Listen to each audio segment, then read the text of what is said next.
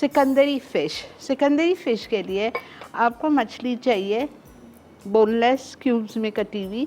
अब इसमें मैं डालूँगी अजवाइन, अदरक लहसुन का पेस्ट 1 चाय का चम्मच, नमक 1 चाय का चम्मच, काली मिर्चें ½ टीस्पून, लाल मिर्चों का powder 1 teaspoon, lemon juice 2 tablespoon, हल्दी ½ टीस्पून, चाट मसाला ½ टीस्पून, मैदा 4 टेबलस्पून, 8 टीस्पून या 4 टेबलस्पून, और हम इसमें डालेंगे थोड़ा सा पानी, जस्ट 2 टेबलस्पून वाटर।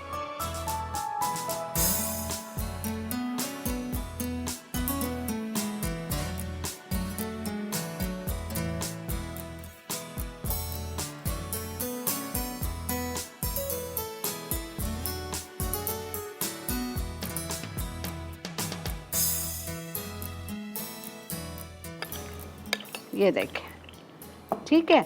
अब बस एक एक पीस उठाएंगे और इसको डीप फ्राई करेंगे। जब कढ़ाई में डालेंगे, ना इसमें अंडा है ना इसमें कोई चीज़ है, आपका कोटिंग बाहर आ जाएगी अगर आपने फ़ौरन चम्मच चला दिया, ठीक है। बहुत ख्याल रखिएगा, 10 मिनट तक आपको इसमें चम्मच नहीं चलाना है।